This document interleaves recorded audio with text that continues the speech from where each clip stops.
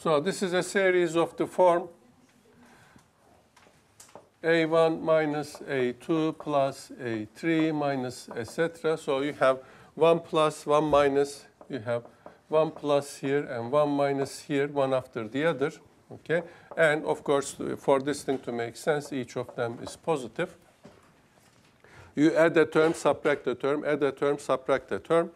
So such a series is called an alternating series. To reflect, the name reflects that the signs alternate. So, and the question is, can I decide when it converges or not? Obviously, if the general term is not going to 0, it diverges. So we should be considering only the case when the term we are adding or subtracting is eventually becoming 0. Okay? So obviously, this sum diverges if limit an as n goes to infinity is different than 0. Okay? So the question is we now have a summation n equals 1 to infinity.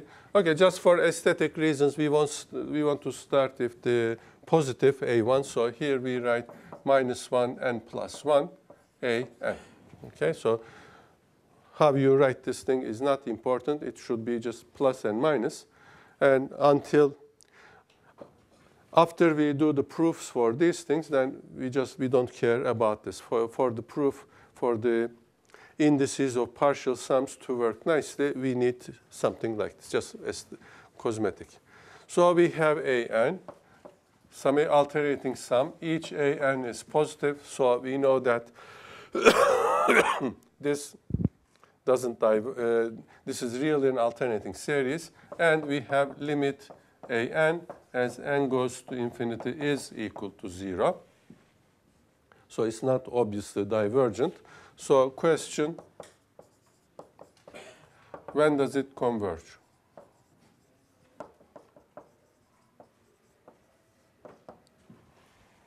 Okay. So the claim is that if the terms are becoming smaller consistently, so if an is a decreasing sequence, then this will converge. Okay? If an is not a decreasing sequence, it may still converge, but we don't know how to handle that. Okay, so we don't know everything. So if these conditions hold, and if an decreases, then this converges. So let me write the theorem, then I'll give the proof also by picture. The picture is more convincing. Okay, so alternating, the answer to this question is alternating series test. So I think this is, in order to, instead of writing it, we sometimes write this. So we have an's positive, limit an as n goes to infinity is 0, and an plus 1 is strictly less than an. Okay, so we have these three conditions. So this part generally well, all of them you can generally, this part says that an goes down to 0 as n goes to infinite. Okay? So an is positive, and it is decreasing, and the limit is 0. Okay? So this is just a symbol to summarize all those three conditions. Okay? So if this, then the alternating series an converges. Of course, here, instead of n plus 1, you can also write n. Okay, so it converges. So let's see why it converges. Let me first draw a picture.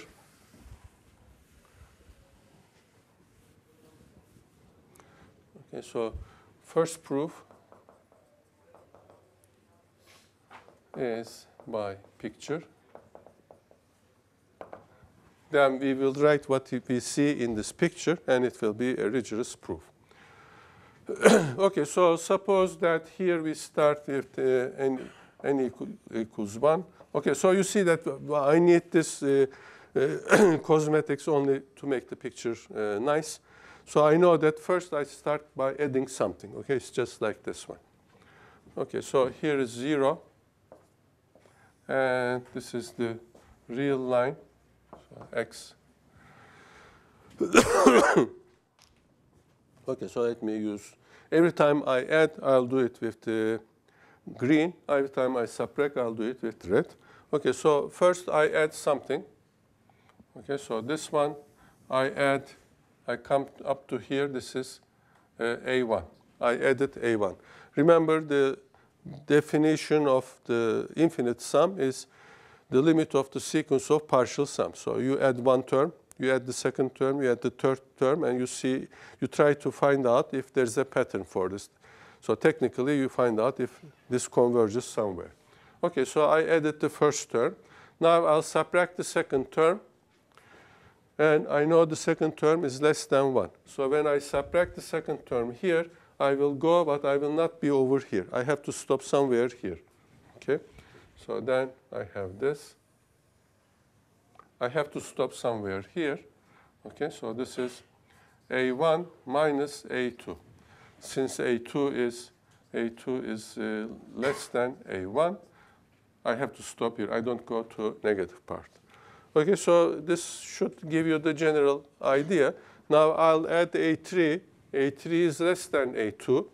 Okay, when I add A3, I will not go over here. I have to stop somewhere here. Okay, now I add A3 here. So I come here. So this one is A1 minus A2 plus A3. Okay, so this now gives us an idea about the proof. Remember that the general term is going to 0. Okay, so eventually I'm adding smaller and smaller things. Okay, so you see that the difference between this one, okay, so this one is S1, partial sum corresponding to this one.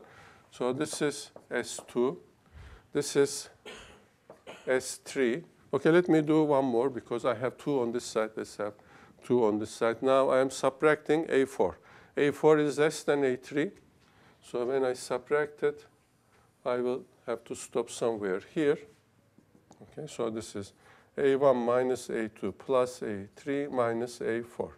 So what is this? This is S4.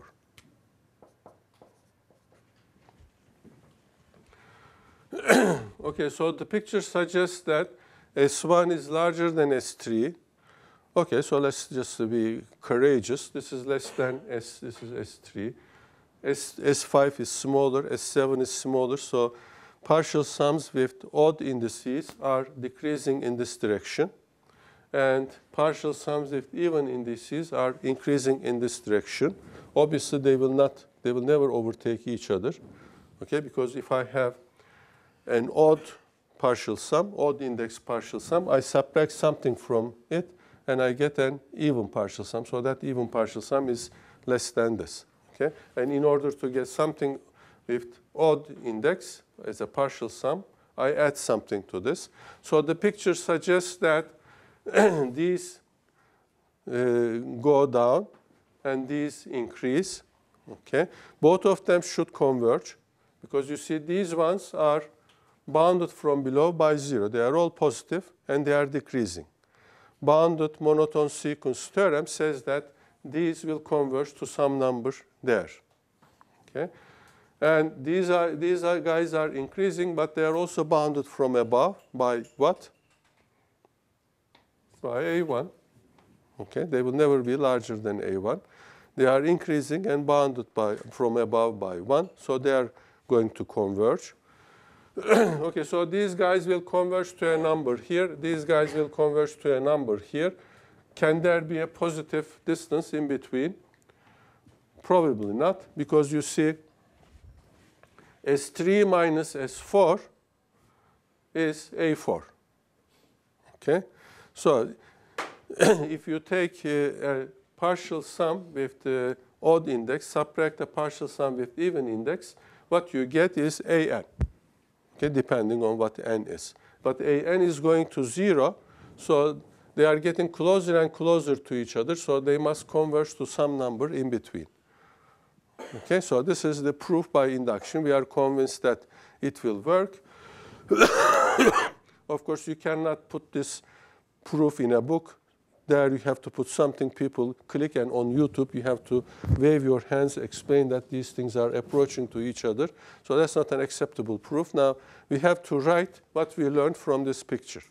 Okay, so that's what we will do, and everybody will now be convinced that alternating series converges if the general term decreases down to 0. Okay, so the proof will consist of writing those partial sums of even and odd indices. They are bounded, they have a limit, and the difference between them is the general term. Okay, so that's the general idea of the proof. So let me see how I did that. Okay, so proof, now proof by words. Okay, so here I have S2n is equal to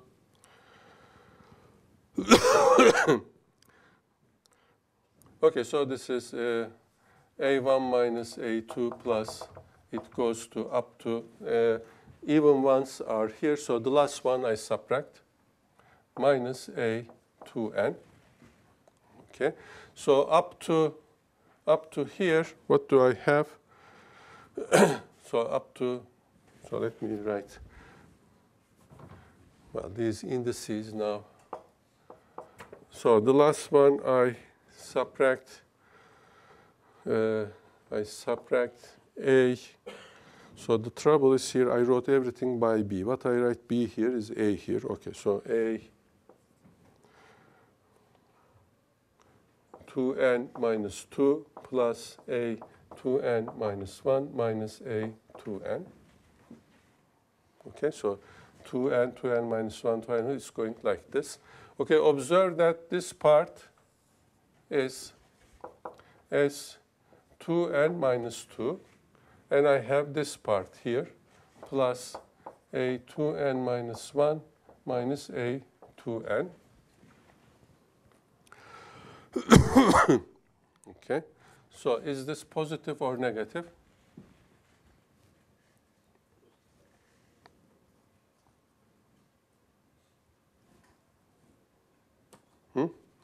ANs are decreasing,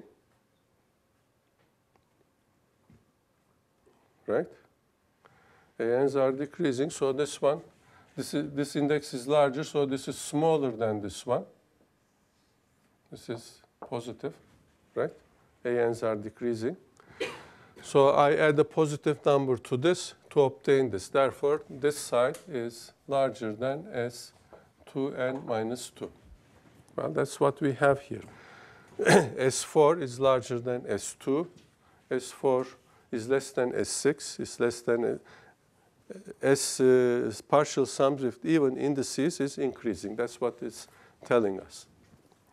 Okay, so that is, we have 0, S2, S4. These things are increasing.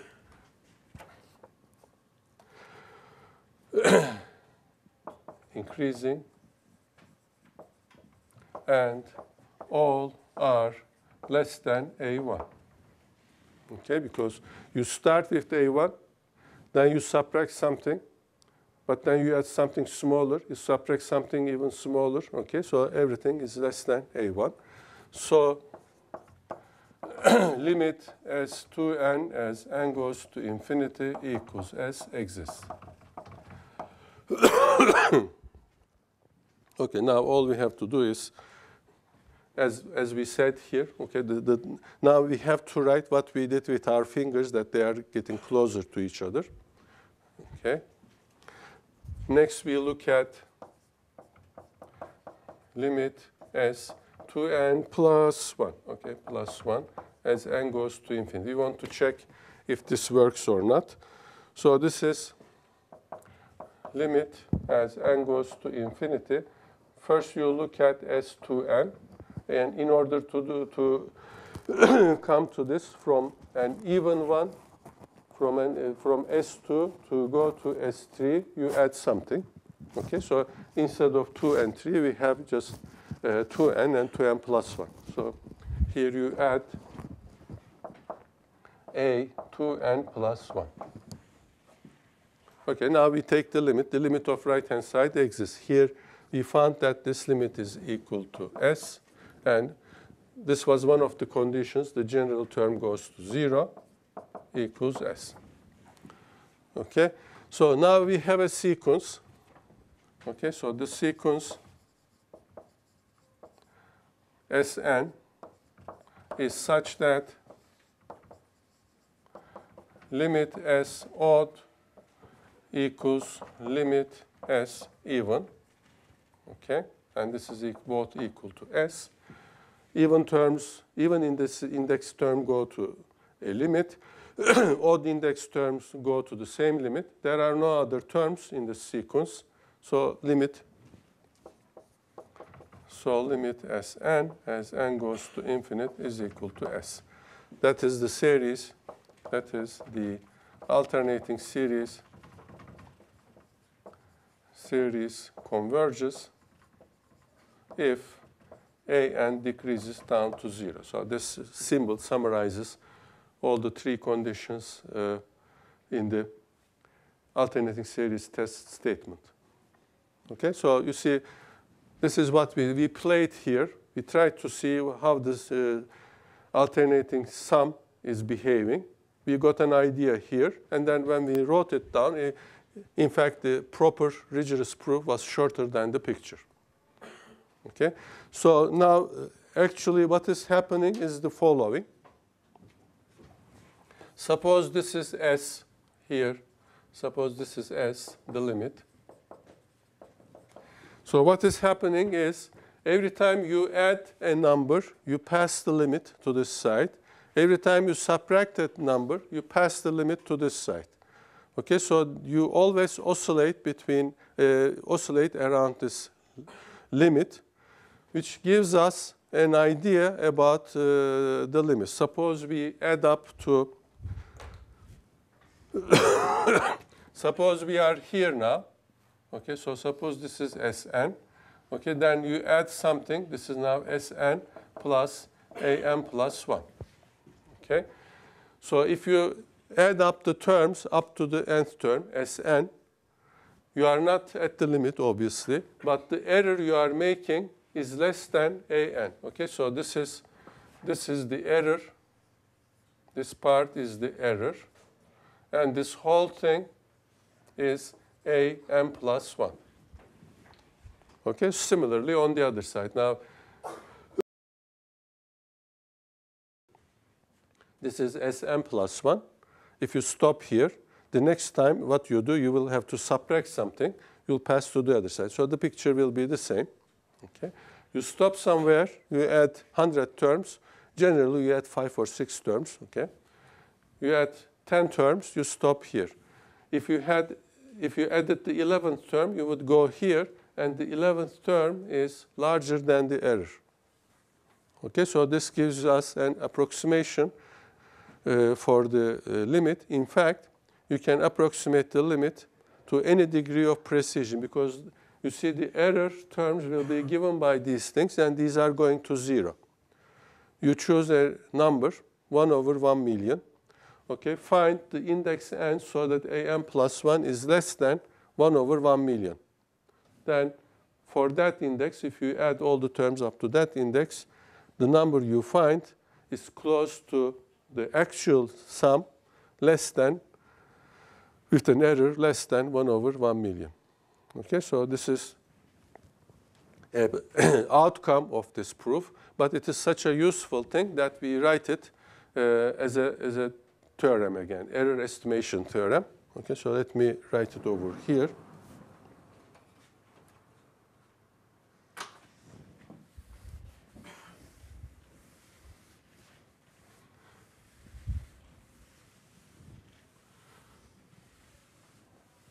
Later on, when we do Taylor series, we will look at, for example, the Taylor series of sine x. Sin x, the Taylor series of sin x will be an alternating series like this, and that was one of the big achievements of calculus, because now the idea, the crucial thing in navigation was to calculate the sine of 1 degree, not 1 radian, 1 degree, because after that you can calculate anything. Okay, but all the tables were experimental, but with the invent of calculus and Taylor series, now because of this error estimation, you can calculate sine of 1 degree to any degree of precision you like from this alternating series. Okay, now let's go back to this, and outcome of this proof is the error estimation. Let's call it theorem for alternating series. Okay, so we have an alternating series.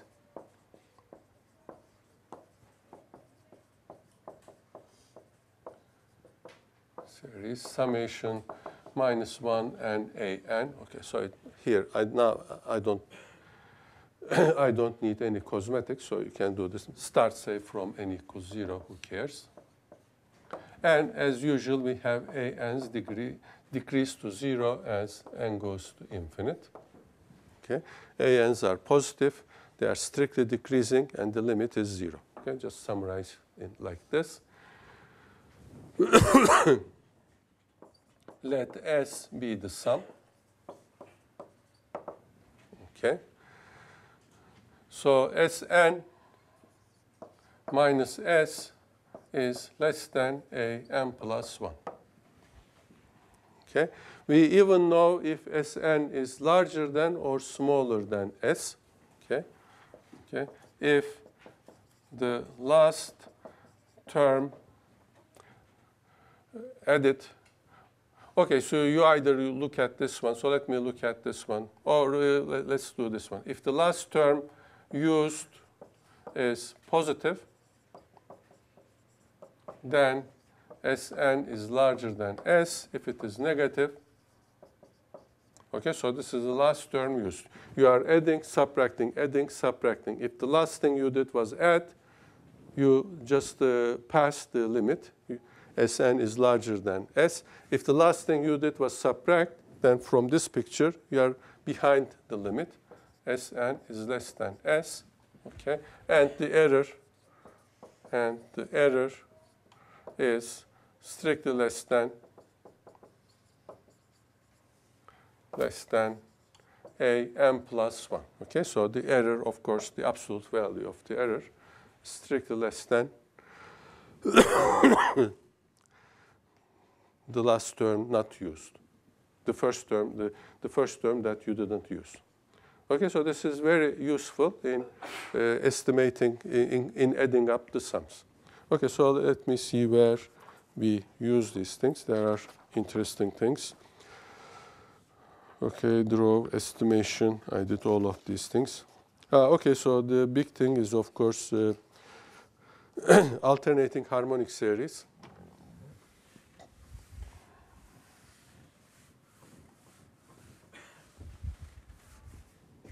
Okay, so an immediate application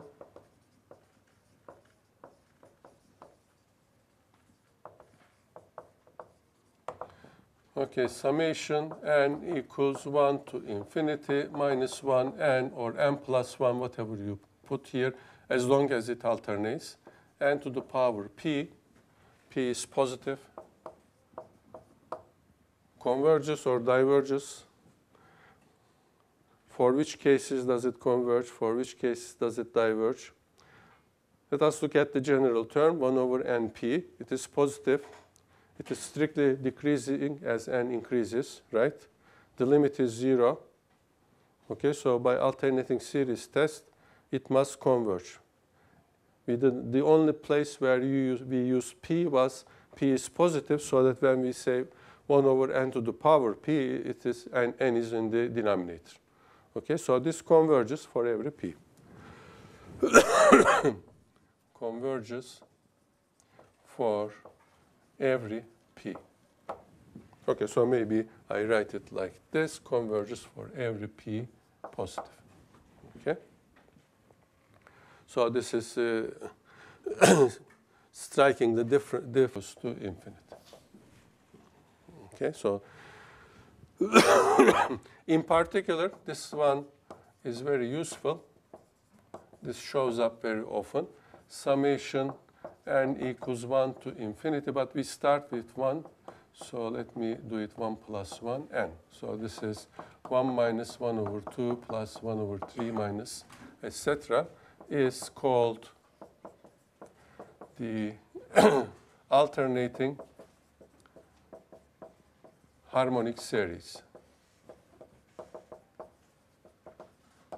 Okay, so the harmonic series diverges to infinity. Alternating harmonic series converges to ln2, but we don't know ln2 yet. So let's do the ln2 part.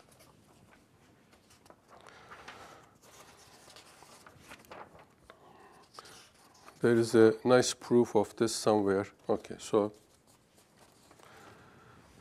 we claim that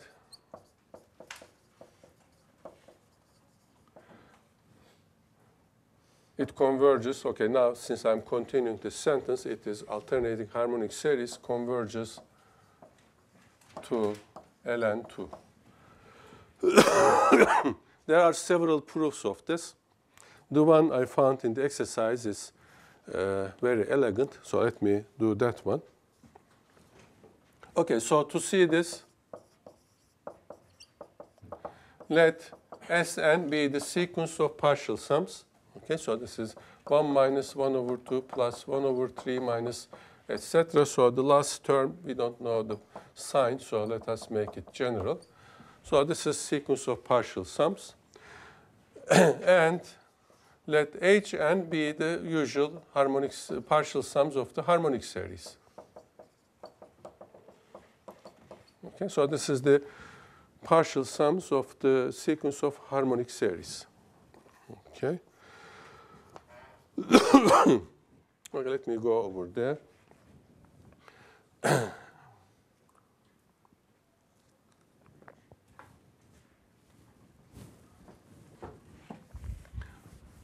We will use the Euler constant here.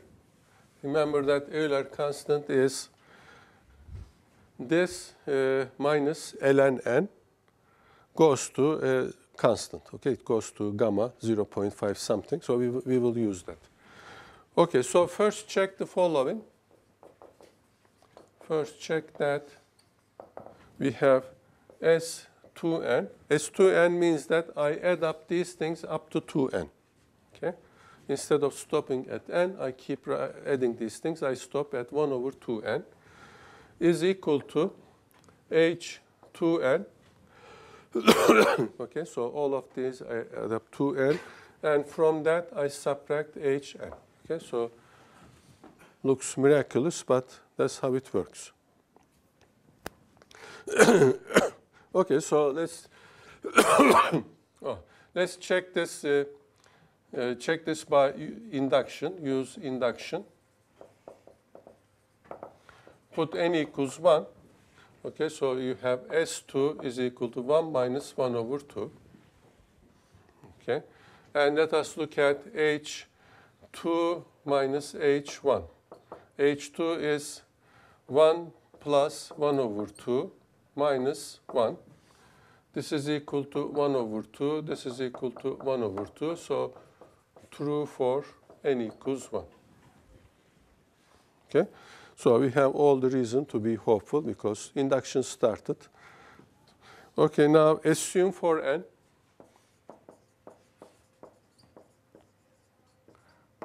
For n. So we are assuming that this holds for a particular n. Assume for n greater than or equal to 1. So we must make sure that this will, we are assuming this starting from n equals 1 because this is just like the domino tiles. We hit the first one, okay, so it will hit the, if it can hit the second one, then if it can hit the third one, if all these things hit the next one, all of them will be down. Okay, so check for n plus 1. Okay, so now n plus 1 means that I want to look at this thing. Okay. So this is S2n plus 2. So I add up the terms up to up to 2n, and I have to add 2 more terms. Okay. So these are partial sums of the alternating series. So I'll have plus. So why do I have?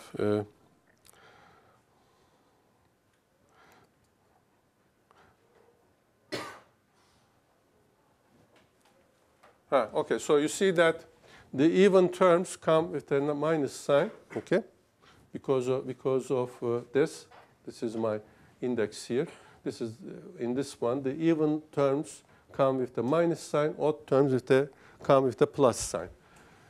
Now I stop at 1 over 2n. It comes with the minus sign.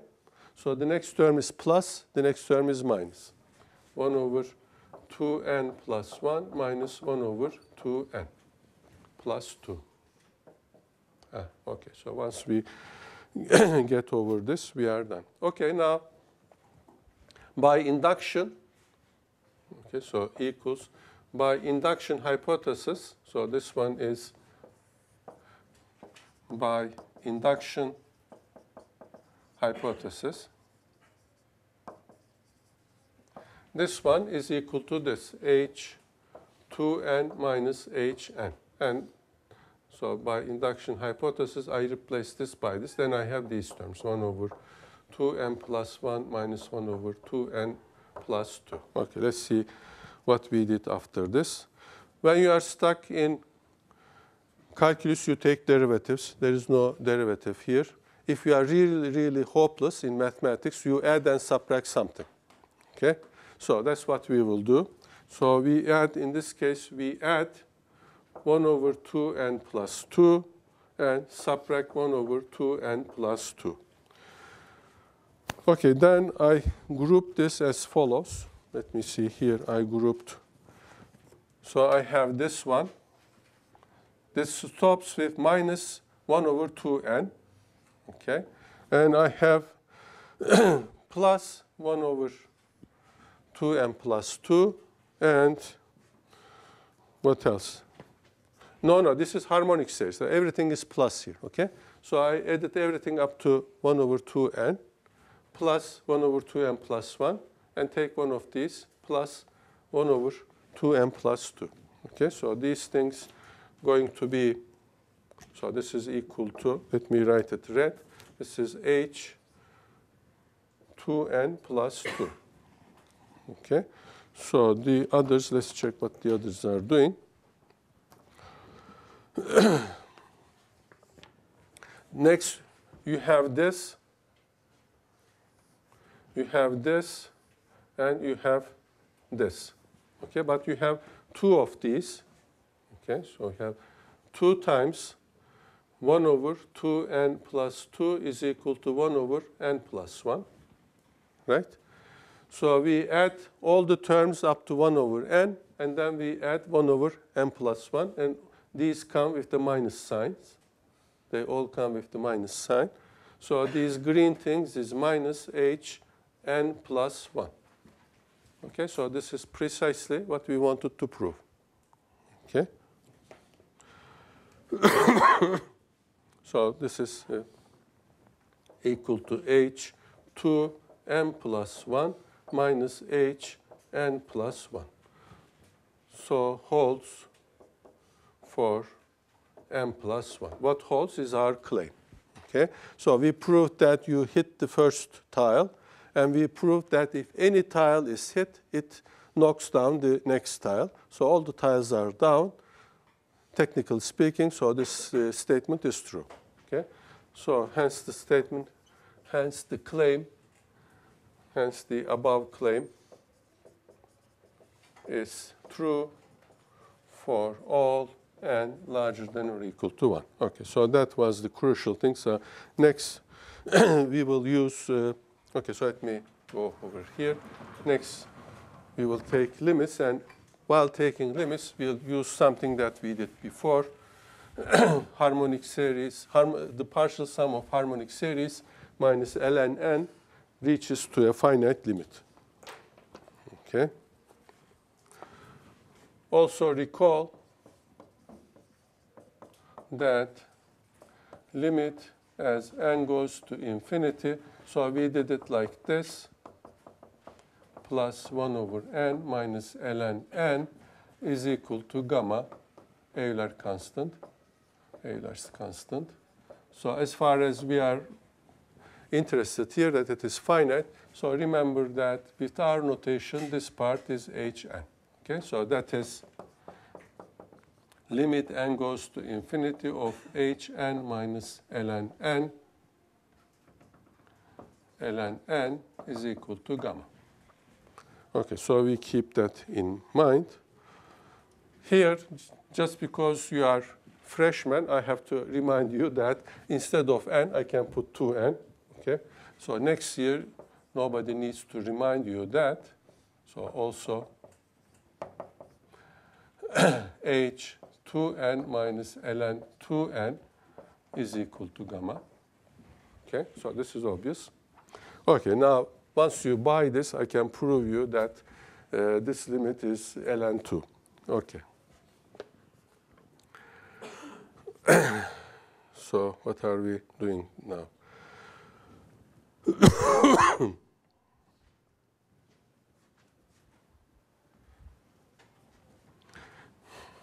So this minus this is 0. Okay.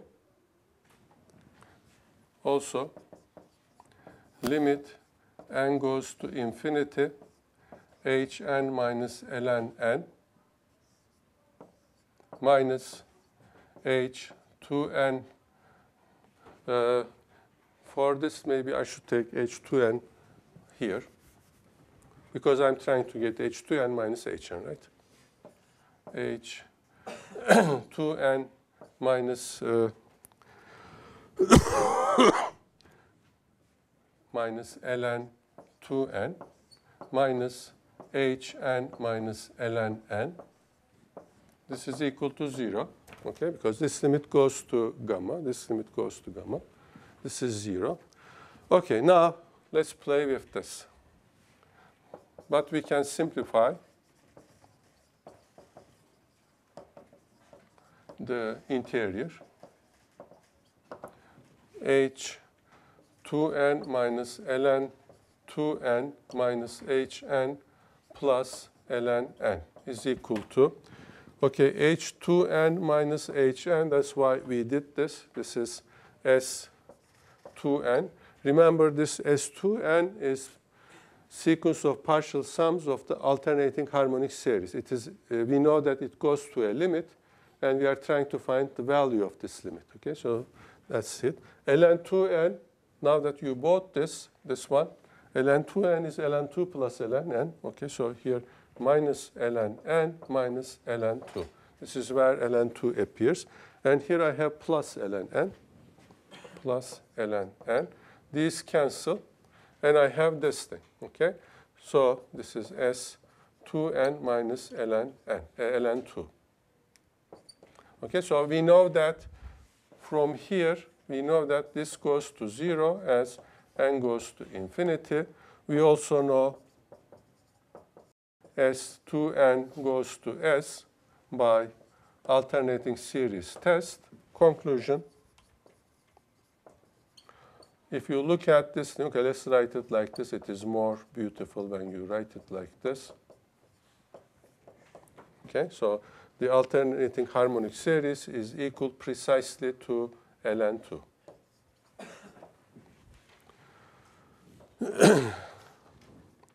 Okay, so that was one thing. There are, as I said, there are other ways of proving this, but this is the simplest proof.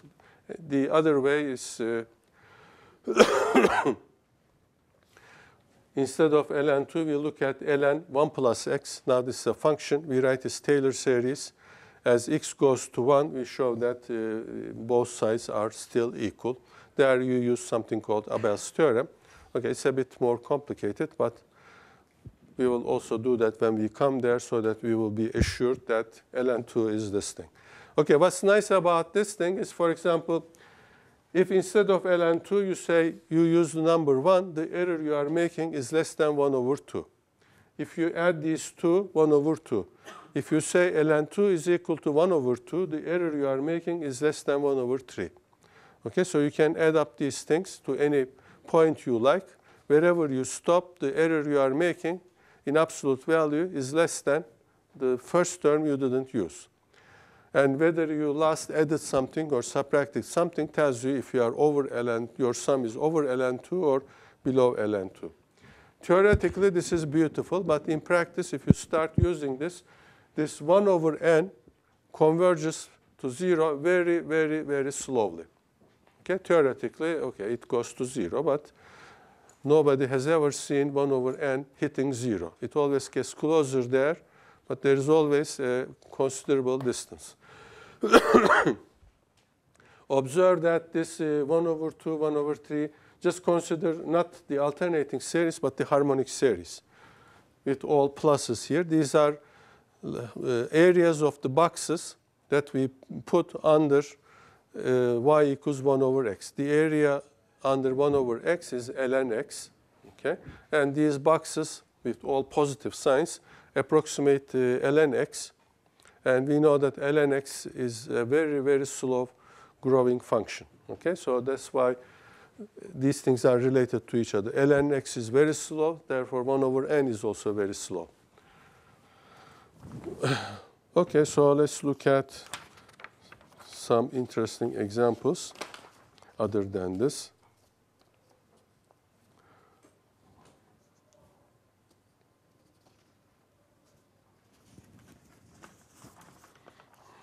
So I have here. So let's start, for example, we know that, okay, so I'll raise this.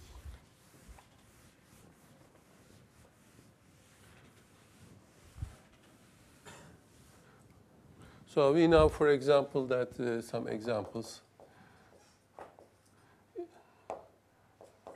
Summation, let's start n equal 2 to infinity 1 over ln n. Okay? The general term goes to 0, but this diverges, right? Why does it diverge? Or maybe it converges. Let's try to show that it converges. The general thing that non-mathematical, the general feeling for these things is to decide when these things converge or not. If this goes to 0 fast enough, it will converge. But what does fast enough? Okay, it changes to everybody.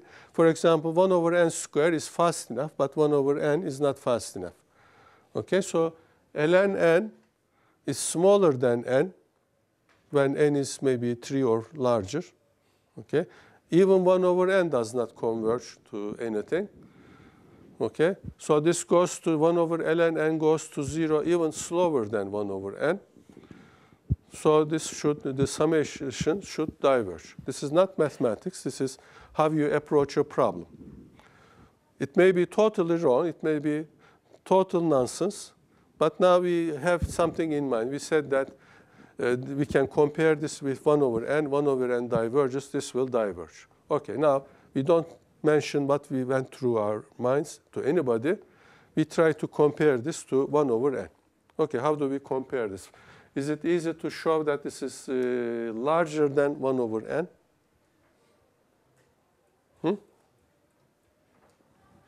Okay, so we'll look at this thing. This is y equals ln x. This is 1.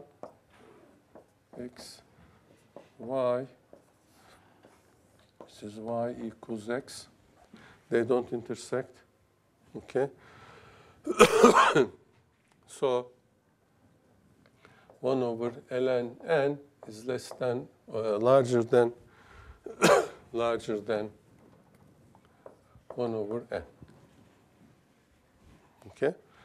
So you can also, this is a picture, but you can, technically, you should look at this thing. Because these functions are easy, but these things will come up very often. you have something that's not very obvious. You want to compare it with something obvious, and you feel that in that thought balloon in your mind that you didn't mention to anybody, you suspect that this one is larger. So you construct a function, x minus ln x. Okay, so when x equals 1, so f of 1 is positive. We look at f prime x. Okay, so this is 1 minus 1 over x. Okay, so this is positive, right? This is positive for x larger than 1. So the function is increasing. So f is increasing. It starts from a positive value, so it is always positive. Okay, so this part is something that you check, and we eventually have this one. Okay, summation 1 over n diverges. So summation 1 over ln n diverges. Okay, but now I make it alternating series, summation minus 1 n ln n. I start this from n equals 2 or 3 because n equals 1 makes ln 1 0. I don't want that trivial case. Okay, but this converges. Okay, converges by alternating series test. Okay, because you see ln n increases. Derivative is 1 over n, which is positive, so it's strictly increasing. So 1 over ln n is positive and decreases down to 0 as n goes to infinity. Okay, so this is the condition of the alternating series. If this holds, then the series converges. Okay, so you see how striking the different cases are when you start introducing negative terms. But this is the only case which we totally understand. If you, for example, if you consider this series with 2 plus 2 minus 2 plus 2 minus, I don't know what it does. Okay, so if you need to understand it, you have to concentrate only on that series and try to see what the behavior of the general term of the partial sums is. Okay, we don't have a theorem for that. Obviously, you don't want to shuffle these around. Okay, so that I will also mention when we come on Thursday. Okay, if all the terms are positive and the series is converging to some place, then you can shuffle it around, shuffle the terms around in any way that is convenient for you to add. If you obtain a number, that's the limit. But if there are negative terms, infinitely many negative terms, and infinitely positive terms, then there are conditions under which you can shuffle them around. Okay, so we have 5 more minutes. Let me see if I have another interesting exercise. Okay, I have the P series. Okay, so let us look at this one, because this looks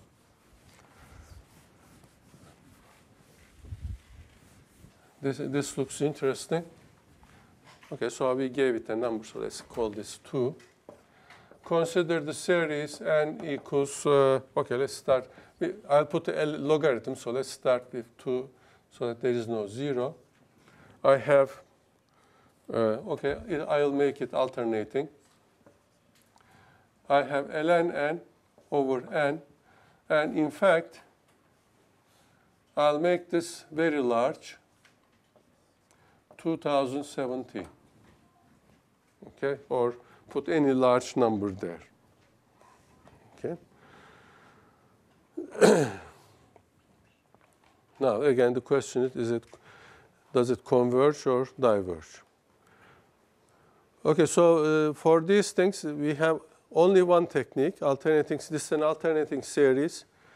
If it converges, then alternating series test will tell us if we can show that the general term decreases down to 0. Other than that, we have no tools for this thing. Okay, so you don't have to stare at it and try to find an idea about this. The only thing that we can apply to this is alternating series test.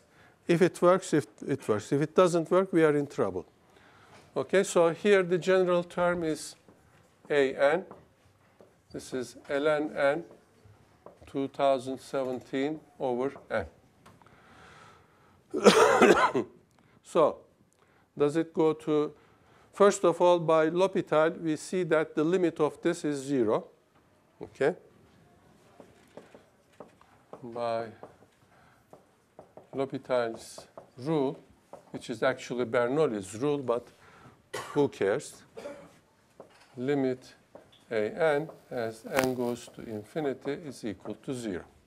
Okay, so that being done, all the terms are positive. That's also clear. So the only thing that we have to show is that this is decreasing. Okay, we need to show an plus 1 is strictly less than an if we want to use alternating series test.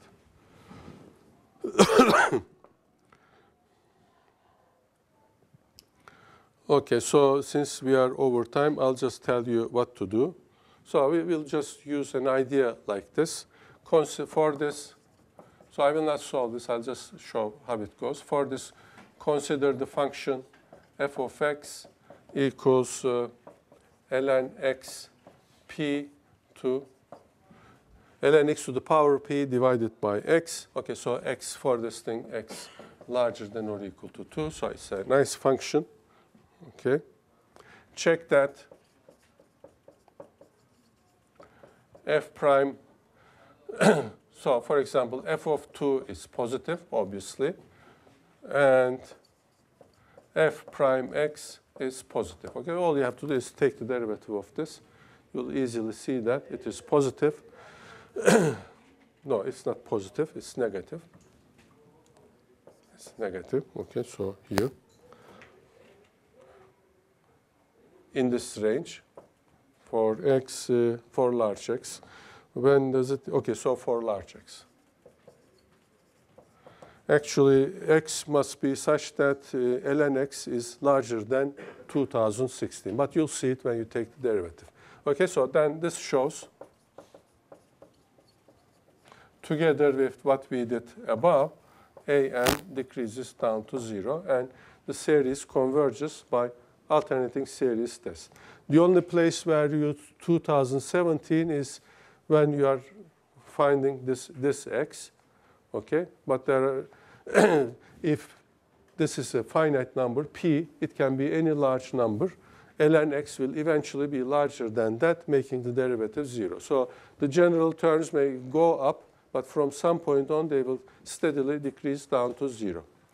Okay, so on Thursday, we'll pass to other series which has negative terms in it.